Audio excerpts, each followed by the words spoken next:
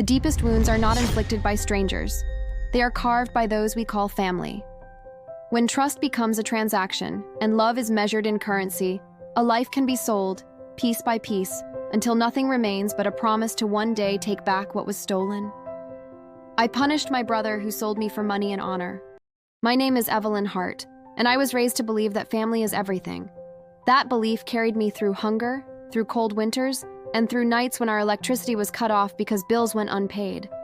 We were not rich. We were barely surviving. But I never cared about wealth. I cared about my family. I trusted my brother, Ryan, more than anyone else in this world. He was my shield, my protector, or so I thought. When bullies mocked me in school, Ryan's fists silenced them. When our father died, it was Ryan who told me everything would be okay. He was my brother, my blood, my hero. But heroes fall.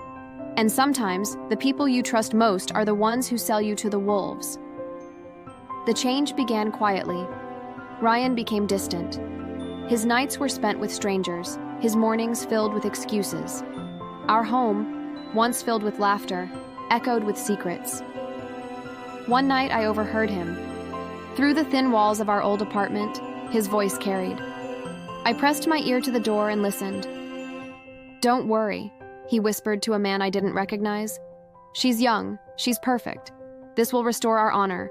The debt will be erased, and I'll get my share." At first, I didn't understand, but then the words sliced me open. He was talking about me. My brother, the boy who once held my hand on dark streets, was selling me like property, for money, for his so-called honor. That night, something inside me shattered. But from the pieces, something new was born. A vow, a fire, a promise of revenge. The next morning, Ryan acted like nothing had happened. He sat at the kitchen table, sipping his coffee, his face calm, almost innocent. But I could still hear his words echoing in my head. "She's young, she's perfect. This will restore our honor. The debt will be erased." I tried to meet his eyes, but my chest tightened. How could he smile at me, joke with me, and yet secretly plan to sell me? My heart screamed with betrayal, but I forced myself to stay silent. By evening, the truth revealed itself. A man came to our house, dressed in an expensive suit, with eyes like a predator. His car was parked outside, a black luxury vehicle that did not belong in our poor neighborhood. Ryan greeted him warmly, like an old friend. "Mr. Donovan," he said, shaking his hand. Then his voice lowered. "She's ready." I froze in the hallway. She's ready. He meant me. Ryan called my name with that same brotherly tone, the one I had trusted all my life. "Evelyn, come here. Someone wants to meet you." My hands trembled as I walked into the living room. The man's gaze crawled over me, assessing me like a piece of merchandise. I wanted to scream, to run. But Ryan's hand gripped my shoulder tightly, as if warning me to behave. "This is her," Ryan said proudly, like he was showing off a prize. "She's pure, strong. She will bring honor back to our name." Honor, that cursed word, the word that would strip me of freedom, dignity, and life. Mr. Donovan smirked. "She will do." Then he pulled out an envelope thick with money and handed it to Ryan. I saw my brother's eyes light up. He didn't even glance at me. He was too busy counting his blood money. That was the moment I understood. Ryan was not my protector. He was my enemy. Inside me, fear began to transform. It twisted, hardened, turned into something sharp and merciless. I whispered to myself, "You think you've sold me, Ryan, but you've only bought your own destruction." They took me to a hotel that smelled of perfume and old money. The lobby lights were soft and yellow. The carpets were thick beneath my feet. Everything about that place belonged to a world I had never been allowed to enter. My stomach turned as I realized that tonight I had been traded into someone else's luxury. Ryan kept his smile practiced and distant. He spoke to Mr. Donovan as if they shared a private joke. Low voices, short laughs, the kind of talk that slices the world into people who belong and people who do not. At one point, Mr. Donovan looked at me and asked, casually, if I had any conditions. He said it with the same detachment people use when discussing furniture. They led me into a private room where a few other men sat, their faces polite, their hands folded. They offered tea. I refused. My throat felt like sand. Ryan sat opposite me and said, as if explaining a payment plan, "This will solve everything. This is temporary. They will take care of you." Take care of me. The phrase was a lie dressed as a comfort. I saw the envelope again, a thick promise of silence and complicity. The meeting ended with cords and handshakes. Mr. Donovan's men guided me out like a quiet piece of luggage. The street outside was warm with city noise. Life continued in its careless rhythm.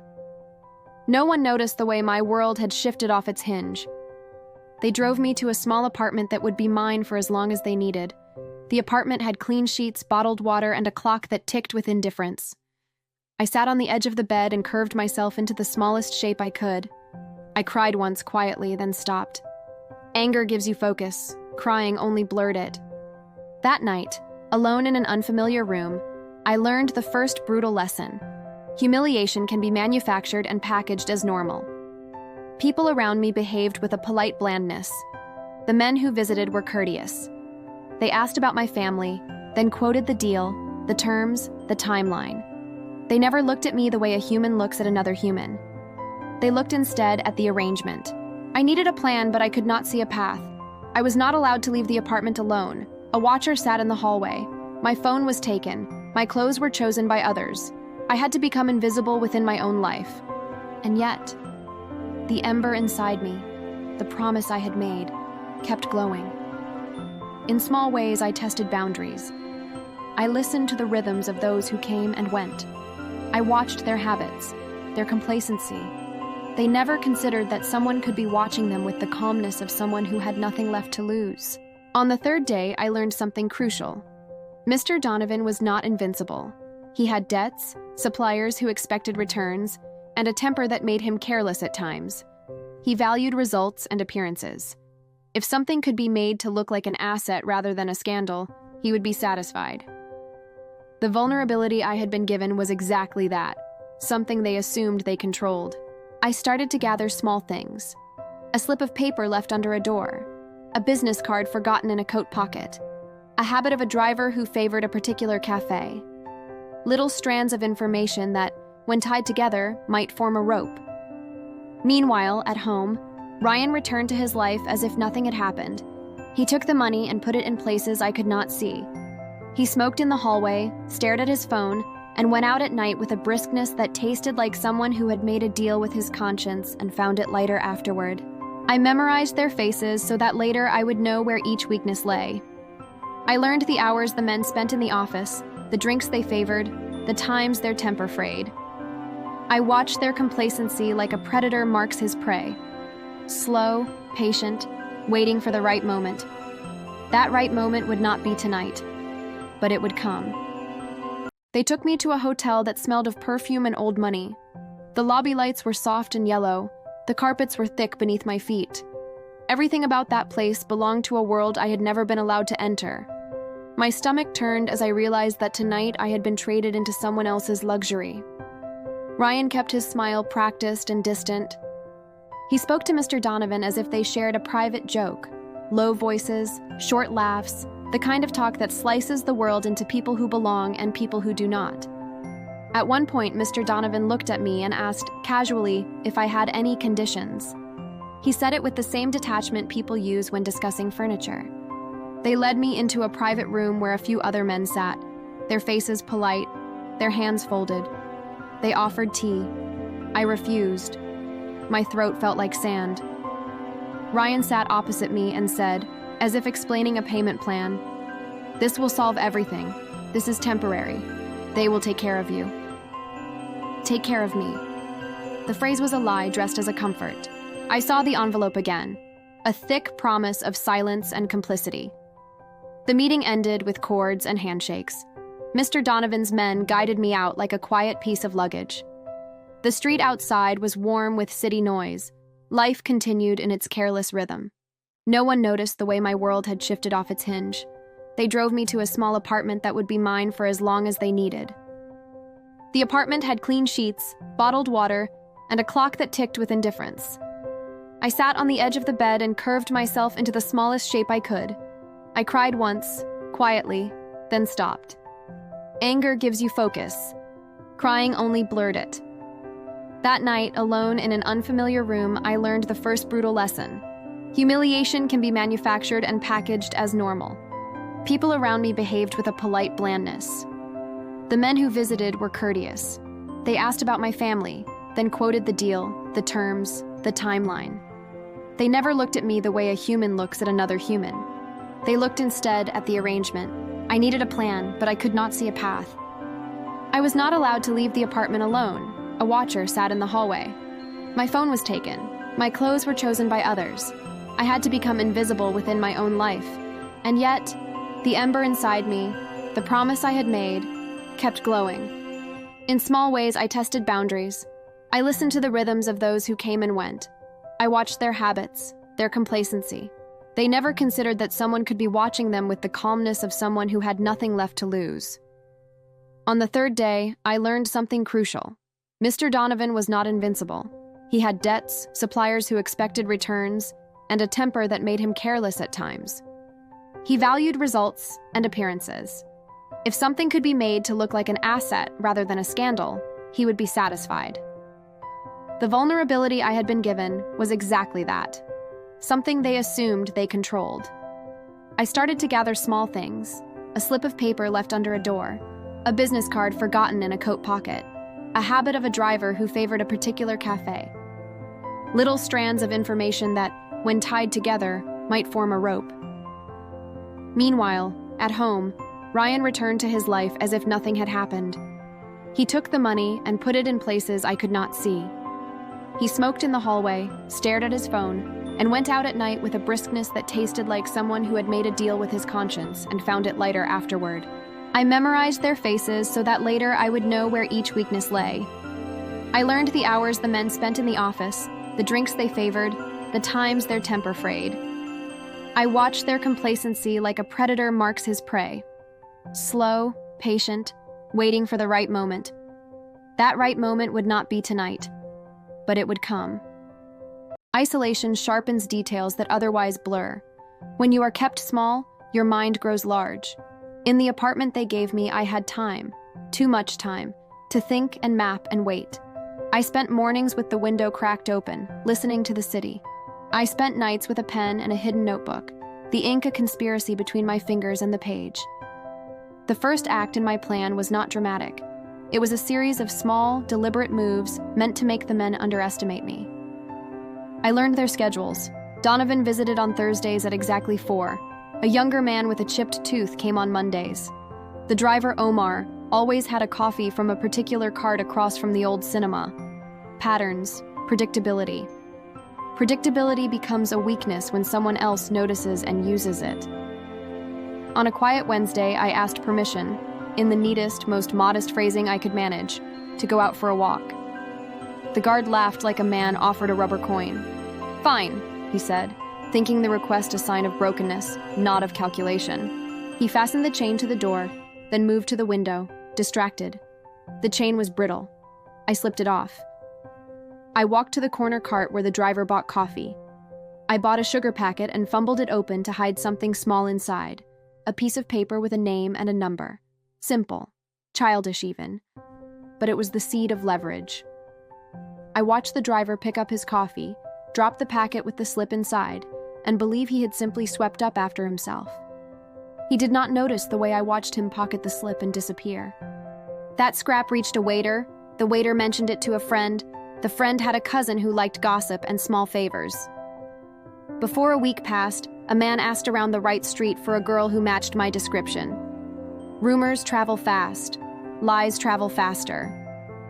The crucial part was to make certain people think they had found something, to plant curiosity in precise places. At the same time, I began to write letters, careful, polite letters, to a lawyer's office I had found by chance, hinting at financial irregularities tied to Mr. Donovan's name. I did not accuse, I suggested. Hints can be a slow poison if given to the right ears. I opened a small account under a false name and began funneling tiny amounts of money there. Money saved from the meager tips I managed to collect by folding napkins at a cafe across the street. Dignity reclaimed in small denominations. The men remained careless because they did not expect me to be deliberate. They preferred to surround themselves with a bubble of routine. I used that bubble to let in the possibilities. The hardest part was watching Ryan walk by my life as if through another city. He visited sometimes to check, his hands in his pockets and a furrow of sweetness on his brow. He never once asked if I was safe. He asked if everything was proceeding according to plan. He expected obedience. He expected my gratitude. But he had unlocked something. His greed had made him careless in other ways. He bragged to friends about the money he had used to fix his debts, about opportunities he'd had to settle things. Pride made him verbose. It made him visible. One evening, I overheard him boasting in a bar about the upscale men he had met, how one of them was connected to banking and could move money with a finger. He laughed loud and stupid, slapping a stranger's back. That laugh was a fissure. Every fissure can be widened. My plan was forming into a web. I would not strike in anger. I would unthread the safety net he had stitched for himself. I would move quietly, pull the right strings, and let the world do what the world does best. Reveal what men try to hide. And while I prepared, I learned to survive in the small humiliations. I ate the food given to me with a poker face while memorizing the logos on the cups, the brand names on the boxes, and the tiny tags on the men's shirts. Each detail was a breadcrumb that would lead their world to unravel. That is the cruel math of revenge. The smaller the axe, the more precise the collapse. I had no sword. I had only patience, time, and a mind that had learned to keep promises made in the dark. Ryan still slept comfortably at home, unaware that his life would be rearranged not by a sudden storm, but by a long, inevitable tide. Secrets are heavy. They are heavier still when carried alone. After weeks of quiet observation and small acts, I realized I needed someone inside the current, a person who moved through Ryan-'s world without suspicion. His driver, Omar, was a shadow in all the scenes. Quiet, efficient, habit-bound. Men like Omar repeat motions until they become invisible. They are useful and they are ignored. That invisibility made him perfect. I watched him for days. He always bought cigarettes from the same kiosk and picked up a bottled water from the same vendor at noon. He kept his phone unlocked on the passenger seat when he ran in for takeout. Habits are blind spots. They are where people leave the map to their lives. One afternoon, when Omar paused to tie his shoelace outside the cinema, I slipped a note into his hand. It was brief, non-accusatory, a line about someone who remembered kindness. He frowned and tried to push it away like an unwanted paper. I stayed calm and said only, "I know what you see. I know what you know. Help me." He held my eyes longer than necessary. Being invisible makes men surprisingly brave sometimes. He took the note home that night and read it under a small lamp. In the morning, he came back with a cautious nod and a cigarette. "I'll listen," he said, "but careful. These men, they do not forgive." That was all I needed, a foot in the door. Omar proved differently useful than I first imagined. He carried stories like a mechanic carries oil, stains, but no glamour. He cursed Ryan-'s wastefulness, but also knew the rhythm of Donovan's appointments and who trusted whom. Our alliance was built on small mutual mercies. I gave him names, the waiter who knew too much, the security guard who clocked odd license plates, and he passed me information in pinched phrases. He told me about Donovan's favorite restaurant, the manager who liked a little extra cash for privacy, and the account numbers Ryan used when he believed no one was watching. Most important, Omar was human. He cared about the dignity he glimpsed in a person's eyes after an act of kindness. When I told him the truth about how Ryan had sold me, he did not judge me with the cruel detachment men like Ryan wore. He listened and then, with the clumsy loyalty of someone who had done 1,000 small favors and wanted to correct a bigger wrong, he offered to help. We started with small, safe things. Photos taken from a discreet distance, a car fronting the wrong apartment, receipts slipped out of pockets, a business card pocketed from an office. Omar's presence in Ryan's life made those things possible without arousing the suspicions of Donovan's men. While gathering, I stayed careful. A stolen receipt is useless without context. A whispered acquaintance is meaningless without a threat. I was building a web where each small piece reinforced the others. Information must be credible or it becomes fiction. So every scrap I took had to be truthful, verifiable, the sort that, when presented to the right people, would not be dismissed as a madwoman's tale. Omar did more than deliver facts. He provided me an image of Ryan that no one in my family would have believed. A man who listened to strangers. Promises who bruised his pride to pay others who thought he could silence the world with money. That image helped me sharpen what I needed to undo. In the evenings, we met in an unremarkable cafe. He ordered black tea. I pretended to read until the waiter turned away. The meetings were short and coded, but when he said, "He will be careless on Friday," I felt the old ember flare into sudden heat. The men's rhythms, Donovan's Thursday, Ryan's bragging Fridays, were predictable. Predictability creates openings. On Friday, Omar handed me a thin envelope. Inside was a photo of Ryan, hand in the pocket of a business jacket, laughing at some joke across a table. The back of the photo had a scribbled ledger number. The next day, he slipped me a scanned PDF of a bank transfer, a small suspicious deposit flagged by an accountant who had once owed Omar a favor. Each detail, innocuous on its own, formed a pattern that could be used to question not just Ryan's morals, but his legality. I did not want him jailed. I wanted him exposed. There is a difference between vengeance and ruin. Vengeance demands sight. Ruin often demands noise. I needed the kind of noise that would be impossible to smother. Whispers that grew into articles, then creditors, then reputation-shredding comments at family gatherings. I wanted Ryan to feel the weight of his choices reflected in every face he had ever thought would protect him. Omar gave me more than facts. He gave me a key to the world where Donovan S. men felt untouchable. And with that key, I began to open a door, deliberately, slowly, toward the first public crack in Ryan's life. The plan was not bold, it was surgical. Frankly, exposing someone's debts or lies is not glamorous. It is administrative. But administration is mortal. People who live by appearances die by them. The catalyst arrived at a charity event Ryan's company organized, a night of polite speeches and cameras for those who wished to appear philanthropic. It was the kind of event where men who were desperate for the appearance of honor stood beneath lights and proclaimed how much they cared. Donovan had connections there. Ryan would be there, smiling. Donovan and his associates loved the lights. They loved the crowd. They loved applause that sanitized sin. With Omar's help, we obtained two things: a guest list and the name of the event's accounting firm. I registered as a vendor, not to sell anything real, but to gain official access. People overlook vendors. They are background. Vendors see things that guests do not. On the night, I walked amid chandeliers and expensive perfume, my dress simple but unremarkable. I carried a small portfolio of documents I had assembled: the PDF of a suspicious transfer, a photographed receipt, a card with an accountant's name who might check records if asked. I moved like someone who belonged to no one's story. Observers note strangers least of all. Ryan was a picture in motion: handshake, laugh, a nod, the perfect family-friendly grin. He was in his element, basking in the reconstruction of honor that money could buy. Donovan smiled like a man who had gambled and won. Cameras angled, people clapped. I stepped forward at a pause in the remarks, and the room hummed like a hive. I raised my voice not with accusation, but with a calm, practiced politeness. "Excuse me," I said. "I am from a small vendor company that calculates the charity's expenses. I have a question for the accounting firm handling tonight's donations." It was bureaucratic.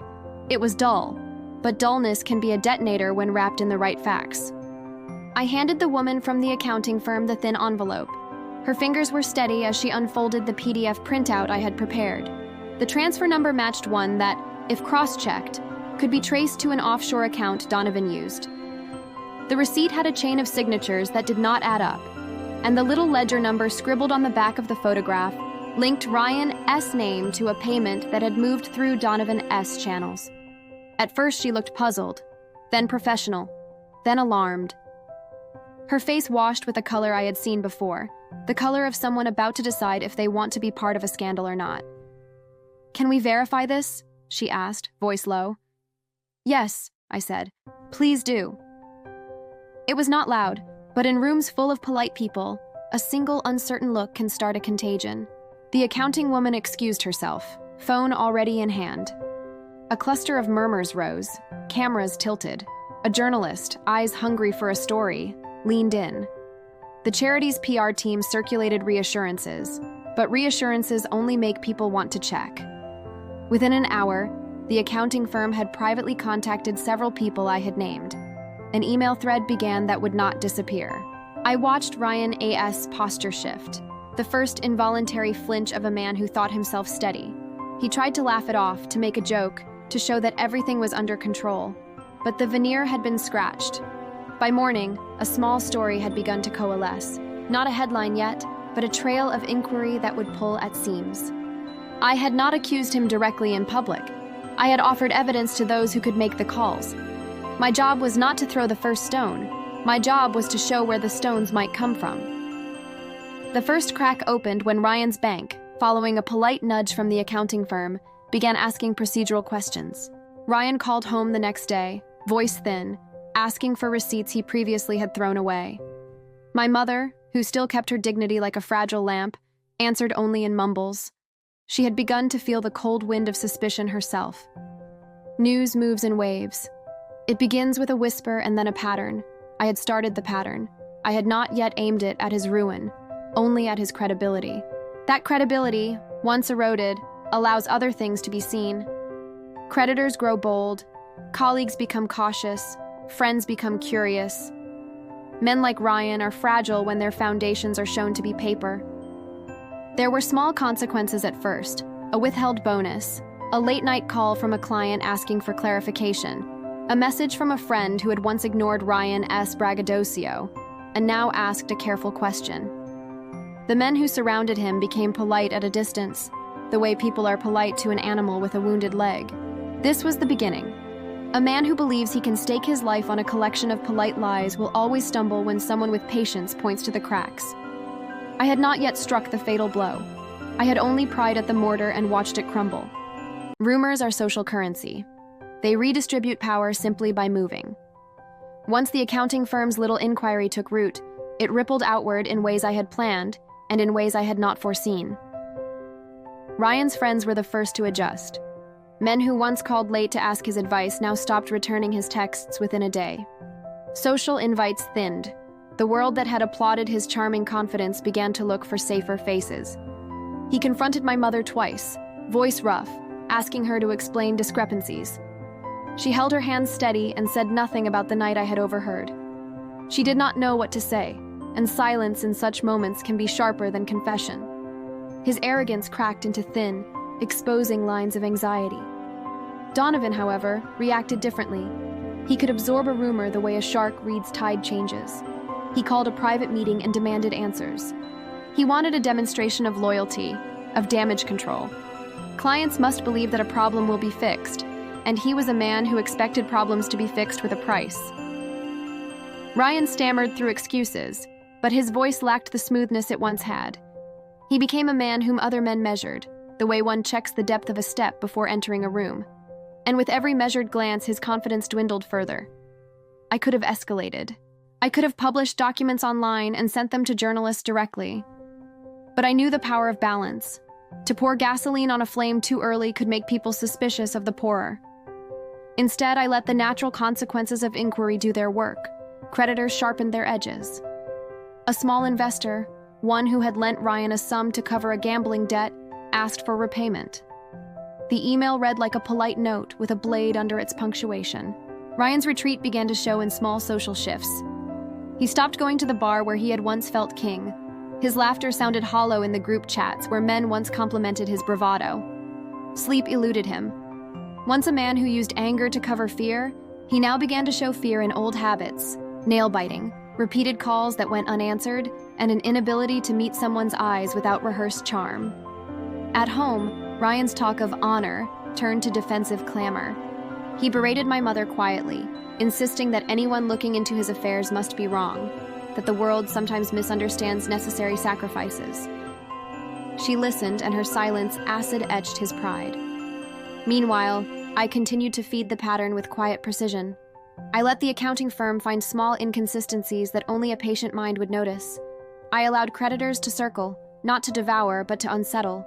I kept my face public in the places where people would see me look ordinary, and they saw a woman quietly building herself while the man who betrayed her drifted. One night, Ryan came to the apartment building where I was still allowed to collect notes on exterior habits. He had a look of a man who had been stripped of certainty. He glanced down the street, hands trembling not just from cold, but from the realization that his safety had holes. "I did what I had to," he told a passerby who mistook acquaintance for confession. "I did it for the family," he said when he thought no one listened. But confessions spoken to empty air are hollow bones. They do not rebuild trust. They only echo. I watched him and felt for a second the pulse of ordinary pity. Not for his crimes, but for the obviousness of his fall. Men like Ryan fall not just because of exposure, but because they have spent their lives expecting loyalty to cover all debts. By the end of the week, the man who had once thought himself a master of transactions had been handed a ledger he could not balance. He combed through receipts with frantic energy. He smiled at callers with forced warmth. He visited Donovan's club with a limp in his step. That limping confidence was the first public sign of a life that could be shifted. The world, which had once cheered him on, began to notice the fissures. And fissures invite attention. They also invite more fissures. The slow, inevitable tide of consequence was rolling in. By now, the rumor had teeth. People began to look at Ryan with questions in their eyes that he couldn't smile away. But suspicion and social awkwardness were slow blades. They nicked at a man's comfort but did not topple him. I needed a strike that would make his shame visible. Not as a rumor, but as a fact that his circle had to accept. The charity gala had seeded the drip. Now it was time to orchestrate a public sting aimed at his pride. An award night at the city's Cultural Hall, where Ryan would be presented as community business leader. It was the kind of stage where applause could wash scandal for a night.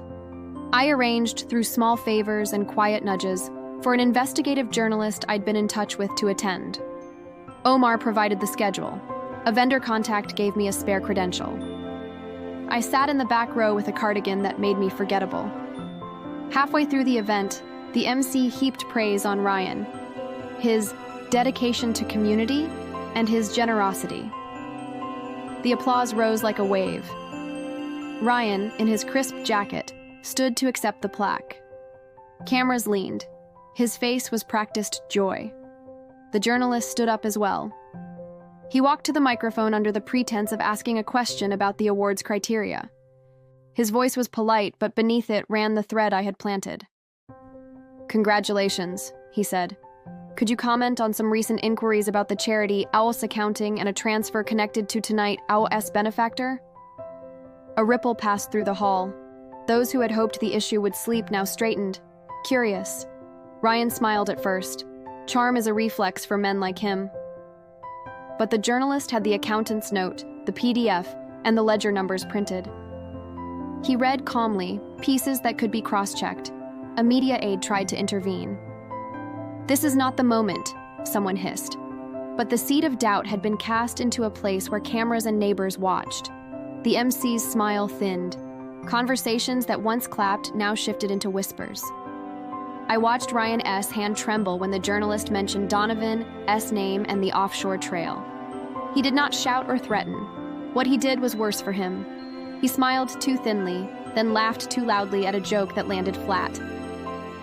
The plaque was presented, the photo snapped, and the applause that followed felt forced. Ryan left the stage with a face that carried something between fury and fear. The next morning, social media had begun to stir. A blogger wrote a piece with enough questions to push the accountants to check records. Friends began to text diffidently. "Are you sure?" The first formal inquiry landed in Donovan's inbox. He moved like a man scratched who must respond with a show of control. He issued a press line about compliance and cooperation. It was hollow theater, but theater still moves reputations. The important thing was that Ryan's respectability had been punctured in public. That puncture allowed other consequences to move faster. Vendors asked for guarantees. A supplier delayed a shipment. A client postponed a contract renewal. The cracks spread. I could have celebrated, but revenge is a long hunger. This was simply another meal. The public sting had done its work. Now the legal threads had to be pulled tighter. With public pressure rising, I turned to those who could convert whispers into formal pressure. Lawyers and civil servants who hate messy money. I had been tentative about this step. Legal exposure is different from social shaming. It demands proof, procedure, and a steady hand. I approached a lawyer I'd once seen on television, a woman known for pro bono work in corruption and fraud cases. She listened without drama, her eyes clerical and unblinking. "Bring me everything," she said. "Dates, receipts, names. We move if we can prove a paper trail." Omar found a former accountant, a cautious man who had been squeezed by Donovan S. firm a year earlier. He was willing to speak if certain protections were in place. In exchange for anonymity and small compensation, he provided corroborating sheets, missing invoice numbers, odd transfers, and handwritten notes tying Donovan and Ryan to that offshore node. The lawyer filed a preliminary inquiry request. It was procedural, bureaucratic, and painfully slow. But it was formal. An inquiry by an independent auditor could not be soothed by PR spin. My evidence was small yet surgical. The bank transfer, the ledger number, receipts with inconsistent signatures. It painted a pattern that a competent auditor could follow. When the auditors sent a quiet request to Ryan's bank, the panic had a sharper edge. He called home and demanded explanations. My mother, worn and honest, had begun to sense what had happened, but could not fathom all the details. I coached her softly. "Speak to no one without a lawyer." Her confusion was a blade I had to protect, not exploit. Donovan tried to throttle the inquiry by offering to sponsor more community projects and to provide documents clarifying transfers. But once a legal net is cast, money can be a distraction more than a cure. Officials asked precise questions. They requested copies of invoices and receipts. Ryan scrambled to provide papers he could not conjure anymore. Meanwhile, Ryan's behavior became erratic. He sent petty messages to former friends, pleas, half-truths, and sometimes threats masked as prideful declarations. He hired a private investigator to look into me, a move he thought would intimidate me into silence. The investigator reported back that I was careful, that my movements were discreet, and that any direct harm would only feed the narrative against him. The investigator's hesitation was proof. Overreach would only turn the tide further. I watched the legal process like a surgeon watches an incision. The law is not always swift, but it is precise when handled correctly. It would not provide the public spectacle I had engineered, but it would create consequences that could not be erased by a press release. A crucial turn came when the auditors traced a transfer trail to Donovan's firm, and an internal memo showed a side agreement referencing arrangements that did not align with the public charity narrative. The auditor requested interviews. Donovan's men tightened their circles. Ryan's voice grew small. In quiet moments, I wondered at what point vengeance becomes justice, and justice becomes something else. I did not have a satisfying moral answer, but the victims of betrayals often must become the authors of their own remedy if they desire anything approximating fairness. If the first weeks had been about unmasking, this chapter was about reaction. Men who had wielded privilege seldom folded quietly. They pushed back, legally, socially, and sometimes with cheap intimidation. Donovan, cornered, did not have the option to retreat gracefully. He lashed. Ryan, trapped between his financier's anger and his community's suspicion, took risky steps. He began to make calls that smelled of desperation. He approached people who still owed him favors and asked for public support. Some refused. A few offered a guarded message of, "We hope this clears up soon." The tepid loyalty was more damaging than outright scorn. Then there was a different kind of pressure, personal. An envelope arrived at my apartment. No stamp, no return address, containing a photograph of Ryan standing in front of our mother's home, a message typed on a paper slip. "Stop this, for her sake." The note was a veiled threat aimed at guilt. It was an attempt to weaponize love. Omar found the source, a thug Donovan had hired to leave notes that would frighten me into silence. I felt the old fear rise, but it was mingled now with contempt. This was the language of men who thought that fear could broker agreements. They miscalculated. I had learned to convert fear into calculation. I escalated defensively. The lawyer filed for protective measures, documentation that would make intimidation visible and legally actionable. The investigator Ryan had hired was quietly turned into a double agent. Omar cultivated him and slipped him small truths that made the investigator unreliable as a witness for Ryan. The investigator's reports became muddled, and Donovan's attempts to produce clean counters to the auditors looked shakier. At the same time, small blows landed on Ryan's life. A supplier pulled out of a contract at the last minute. A longtime client asked for meetings with a different representative. The social invitations evaporated. Each removal was not dramatic, but they were cumulative. They hollowed out the scaffolding Ryan leaned upon. One night, when he visited the apartment building where I had once been seen, a neighbor recognized him and whispered a warning. "You should go," she mouthed. He left with a face like a man who had been stripped of more than money. He had been stripped of certainty. That uncertainty gnawed, and yet the threat persisted. Men like Donovan do not yield easily. He began to talk about legal countersuits, about defamation claims meant to bury inquiries. Lawyers sent letters demanding retractions. The world of paper battles had begun, but now the law had time to sink its teeth. My lawyer replied with calm, documented counter requests, with the auditor's initial findings attached. For every attempt to intimidate, we had an evidentiary reply. The push-pull felt like a chess match played at the margin of violence. I had no wish to see anyone physically harmed, but I could use every lawful lever to ensure the truth did not die in a corner. By the end of Chapter 10, Ryan lay in a world narrowed by consequence. He still had breath, still had reparations he might make, but his options were diminished. He had sold me for currency and honor, and the currency had been withdrawn. Honor, it turned out, depended on proof as much as display. The coming chapters would bring risk. Donovan would try bolder moves, Ryan would lash out in private, Evelyn would need to decide how much of his life to reclaim and how much to leave to the law and the slow tide of exposure. The game had become dangerous, legally, socially, and morally. But the tide was turning, and Evelyn had learned how to steer it. Ryan's charm, the mask he wore like armor, finally began to crack in public. At a networking brunch, where local business owners mingled, Ryan was confronted casually by a man he once dismissed as insignificant, a supplier he had underpaid. The man laughed bitterly. "Funny you're here, Ryan. Thought you'd be busy answering auditors instead of sipping champagne." The table chuckled, not kindly, but cruelly. Ryan's face froze, his smile rigid. For the first time, people dared laugh at him, not with him. That humiliation traveled faster than any newspaper. Business groups whispered. Old allies avoided shaking his hand. Every empty smile was a cut. He started drinking earlier in the day, his temper shortened. At night, he shouted on the phone, sometimes at Donovan, sometimes at ghosts. For me, this was more than schadenfreude. It was leverage. I wanted him brittle, easier to push into mistakes. Through Omar, I fed more documents to the auditors, small but damning. One memo revealed a fake charity expense that was in fact a bribe payment. The auditors scheduled a preliminary hearing. Ryan was ordered to attend. That night, I stood by my window and whispered, "The mask is off, brother. Now the world sees what I always knew." But Donovan was not a man to drown quietly. He unleashed his counterstrike like a storm.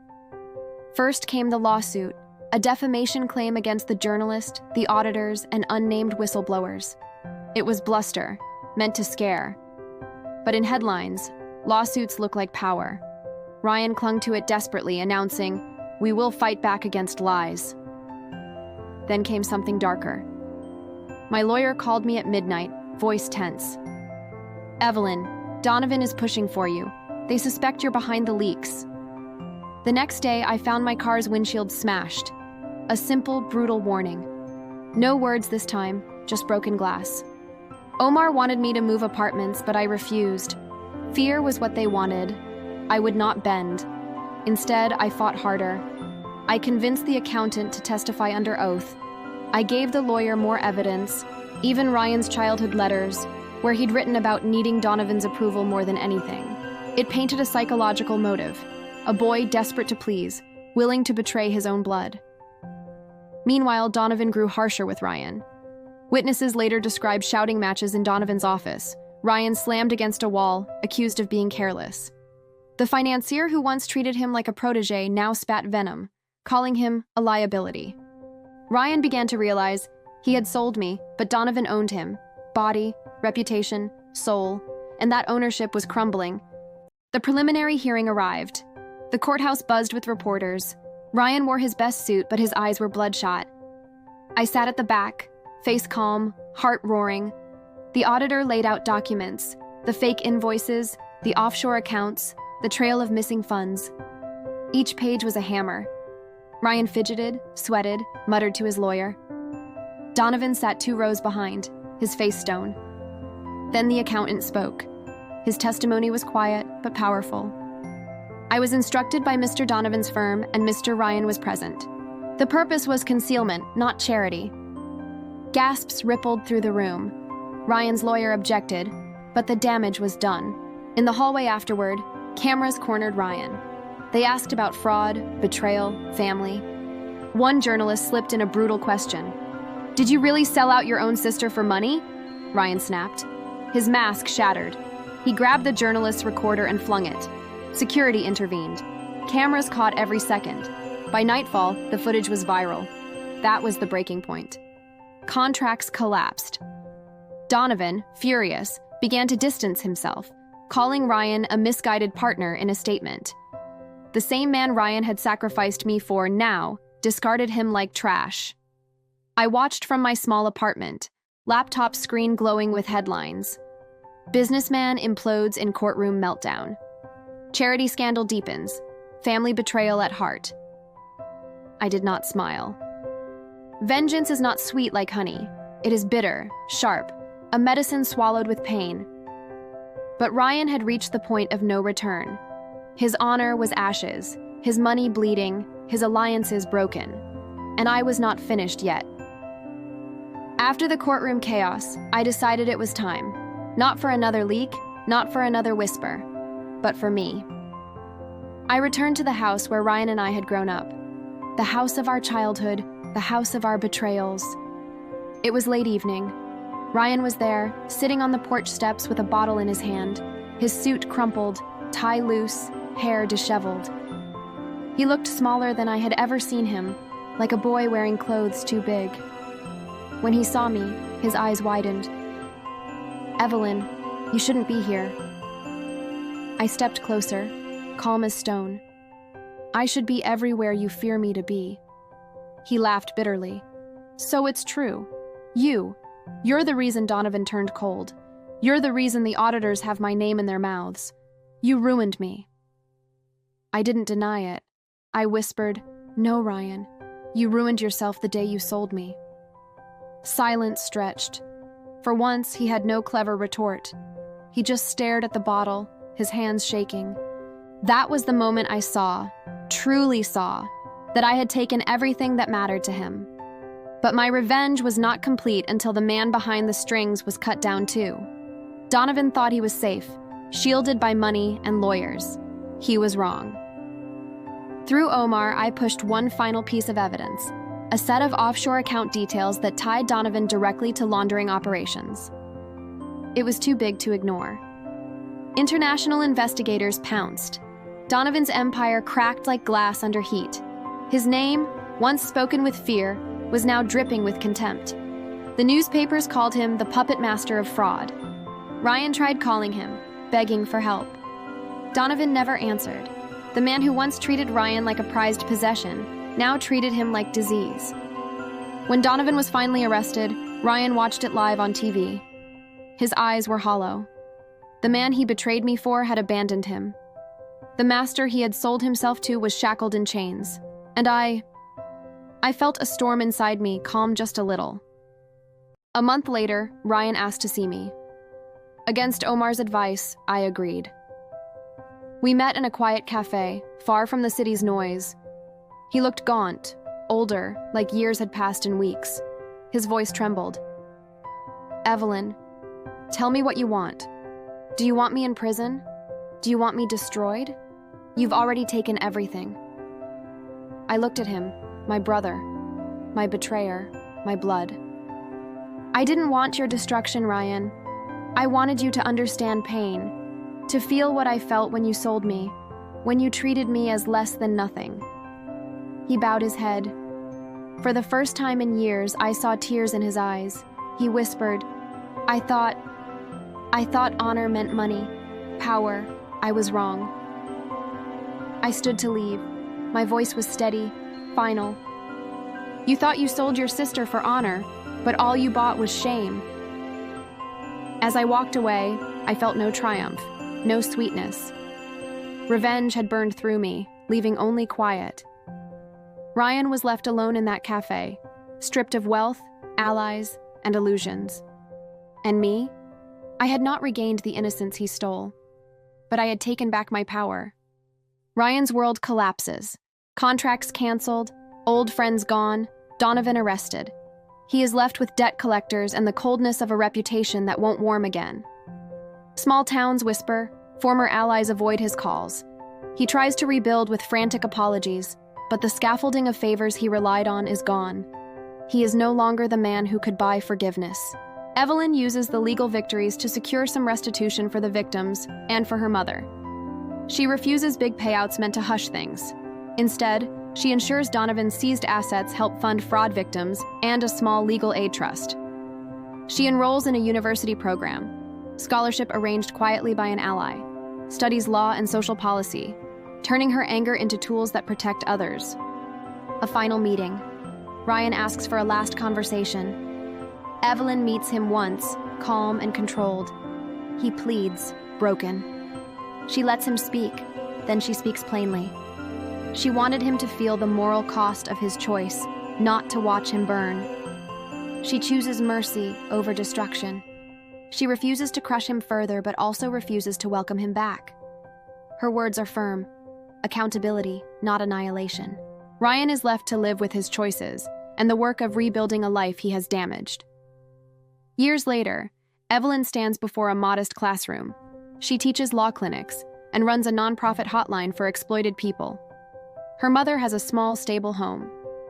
Ryan lives quietly, working odd jobs. Sometimes he writes letters seeking forgiveness that Evelyn never answers. The story closes on Evelyn walking home at dusk, thinking of the vows she once made. Revenge did not heal every wound, but it returned her agency.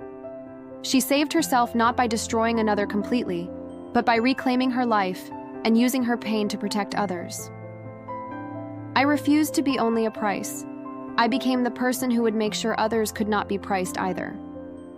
Evelyn had finally gathered enough evidence to destroy her brother's empire. She sat in her dark apartment, staring at the files, bank transfers, and recorded conversations. Her heart raced, not from fear, but from the anticipation of revenge. Her brother Damien had once sold her dignity for money and honor. Tonight, she would sell his entire life for justice. Damien walked into the grand hall of his business gala, confident, adored, and respected by all. But hidden cameras were already rolling, capturing every secret transaction Evelyn had leaked to the media. One by one, giant screens lit up, showing the world the real Damien. Corruption, human trafficking, betrayal. The crowd gasped. His empire began to crumble before his very eyes. Damien stormed into his office, furious, and there she was, Evelyn, sitting calmly in his chair. "You destroyed me," Damien hissed. "No," Evelyn whispered coldly. "You destroyed yourself the day you sold me like an object. I'm only here to collect the debt." The silence between them was heavier than 1,000 storms. Police sirens wailed outside. Damien tried to escape, but Evelyn blocked his path. "Where will you run, brother? The whole world knows your truth now." He fell to his knees, begging for mercy. Evelyn's eyes held no sympathy. "Mercy?" she said. "Did you give me any when you threw me to the wolves?" She handed the final evidence to the officers, sealing Damien's fate forever. As Damien was dragged away in handcuffs, Evelyn stood tall under the night sky. For years, her soul had been chained by pain, betrayal, and shame. But tonight, those chains broke. She walked away, whispering to herself, "This isn't just revenge. This is freedom." Evelyn finally punishes her brother, not by killing him, but by destroying everything he valued: his wealth, his honor, and his power. She rises stronger, a survivor who turned her pain into justice.